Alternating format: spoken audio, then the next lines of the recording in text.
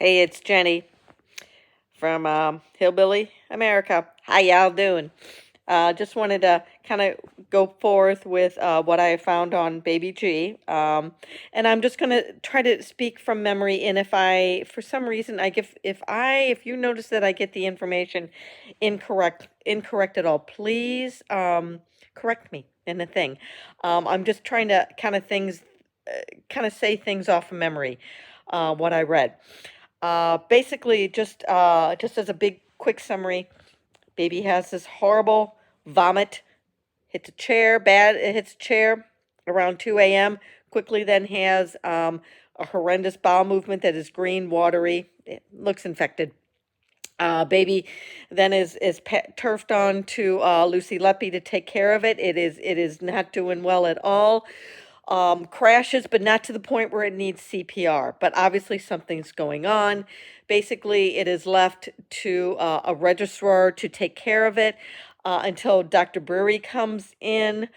And basically, he doesn't know what he's doing, and this poor.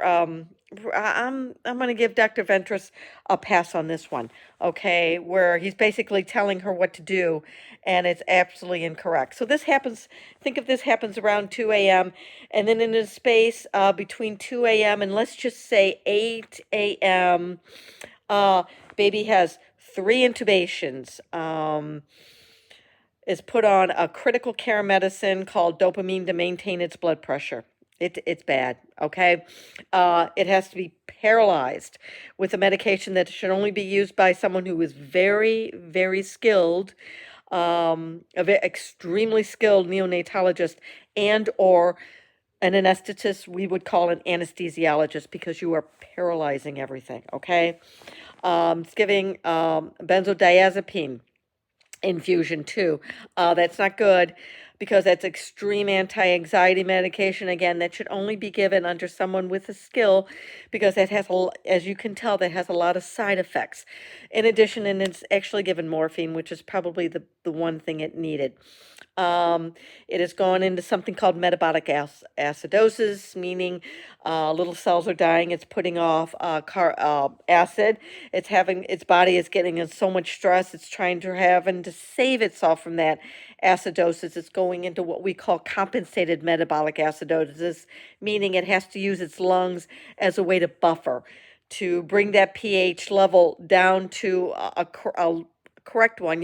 Your blood has to be a certain pH in order to survive.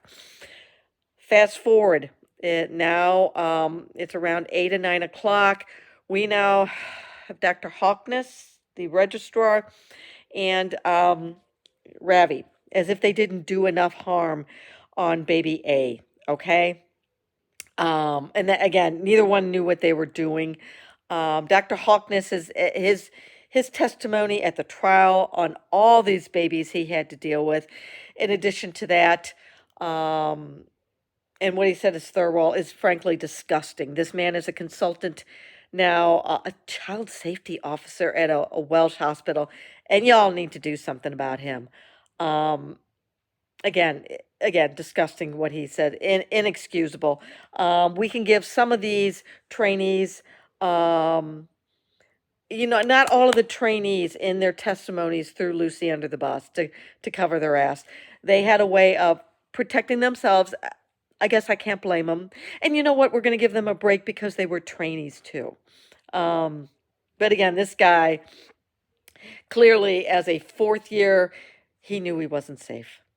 And there was signs he wasn't safe years prior to. There had to be. Okay, so now this baby is now. No one seems to call Arrow Park or Liverpool just to call them. Okay, to say help. Something Shuley would have done, like, okay, give me advice over the phone. Until later on in that morning or that early afternoon. Okay, somewhere during that AM shift. All right. And again, I am questioning what Ravi is saying to that consultant at Arrow Park and Liverpool.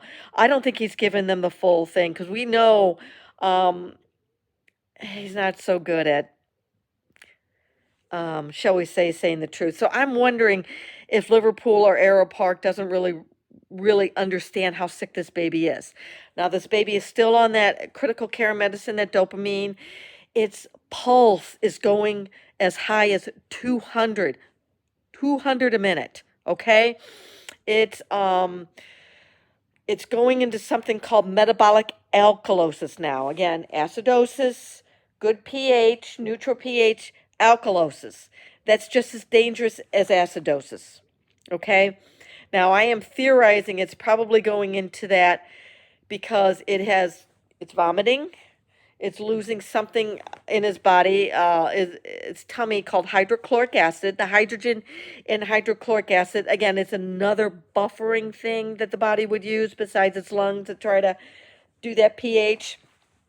In addition, I'm wondering, since they gave that baby adrenaline too, which all know what adrenaline, because again, there were periods where the heartbeat was at 200, and then I'm seeing periods where the heartbeat was bradycardic. So they were probably giving it adrenaline when the heartbeat was too low. Think of adrenaline as a kickstarter. So if they were probably giving it adrenaline, they were probably giving sodium bicarb too, because again, the baby was in metabolic acidosis, and this would be a medication that would be called for to give that.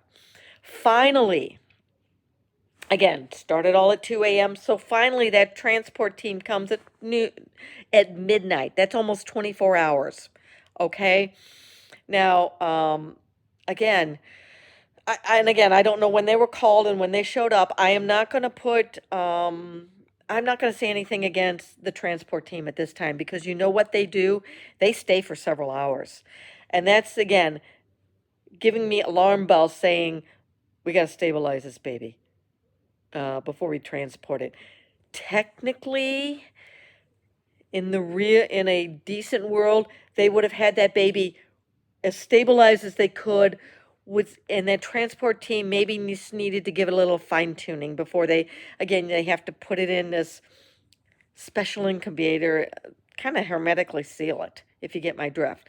Now, when it came to the transport team at my hospital, when I was a chart auditor, and they would have to transport a baby, I did my best to stay the hell out of that unit, because that's the last thing they needed, was another body in there.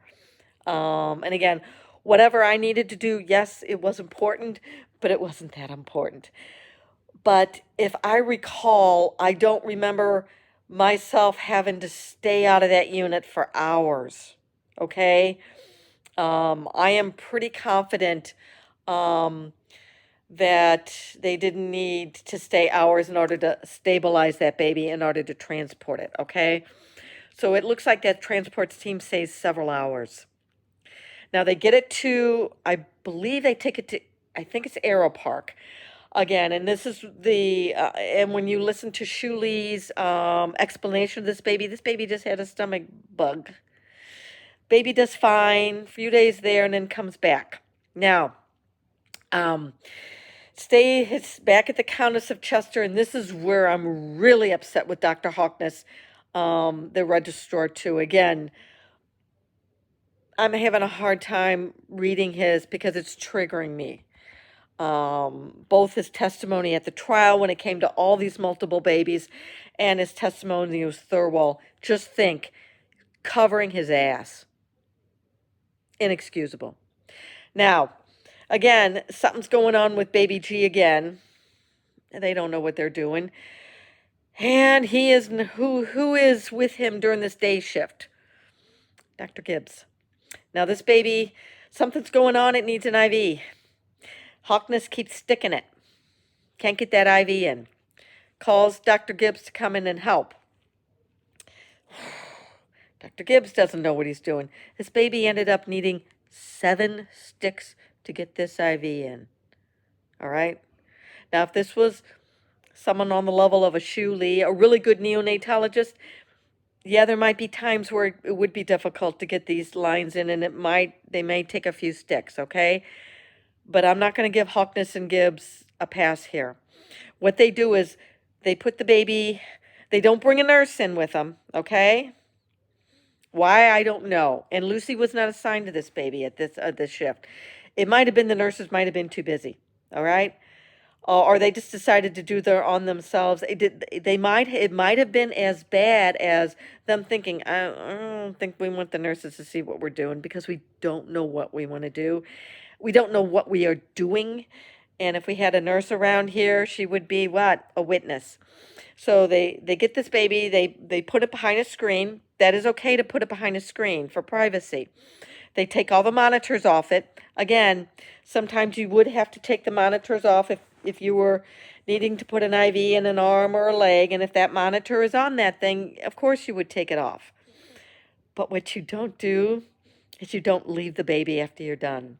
They just walked away, left this baby behind a screen, didn't tell a nurse, didn't tell anyone. Again, a good and decent, a basic medical student would know. Nurse, nurse, we gotta leave. The baby's got the IV in. Just want to let you know. And the nurse would come in, would put those monitors on correctly where they needed to go, and then take care of the baby. I've done adult versions of this all the time. That's what we nurses have to do, and we do it. No, they didn't, of course. And Lucy, being a great nurse she was, she knows shit's going on. She goes in and checks on that baby, and she's seeing that. She looks behind and doing absolutely what she needed to do. Goes in and sees that baby has crashed. Now, again, we find out later that Gibbs actually on that day, when that baby crashed, actually went to a nurse and apologized. Said, "No, we shouldn't have left it unattended." Now, Hawkness is swearing. He says, "I wouldn't be something to the effect of, I wouldn't be so stupid as to not put the monitor back on it." No, doctors don't put monitors on the kids. That's a nurse thing, you know? And he just claimed, well, I know in my heart I wouldn't have been that stupid to do that. That was Lucy it's all Lucy's fault, the reason that baby crashed. Again, this baby has been followed up, from my understanding, followed up by Brewery, these years afterwards. This baby is blind or nearly blind, severely cerebral palsic, spastic cerebral palsic. Okay, I understand. Um, can only be fed by a tube in its stomach. Has to have 24-hour nursing care.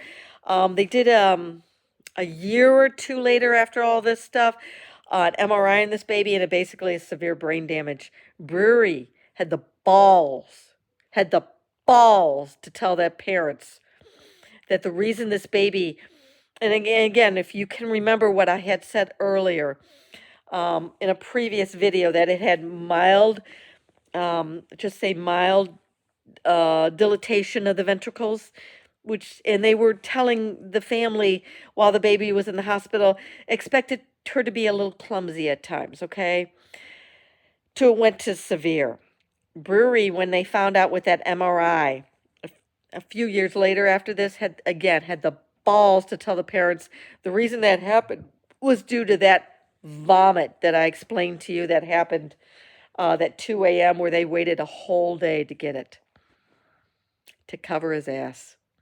That was the vomit when he came in to help that registrar, Dr. Ventris, um, and he basically left her to do everything. He was the one that told her to paralyze the baby. He was the one to tell her to take it in and out for the thing. She needed help. Again, if I said anything wrong, if you guys know anything more about this poor baby, let me know. Please self-datix me. Again, I'm gonna soon going to be going. I've already told you about baby H in early video that I done. That was the poor one that had all those needles in it that they just left in at Ravi, and Ravi couldn't figure out how to put in a chest tube. Didn't know how to count down 5 intercostal spaces to put in a correct chest tube. Now that baby is okay now. All right. It's a good child, but we're gonna now go on to baby I, which is oh boy, this is going to be another sad one. So gird your loins. That story is going to be sad too. Again, you all take care. All of your comments. I take everyone to heart. I read every one of them. I am appreciating all that you're saying. You are giving me more than I am giving you.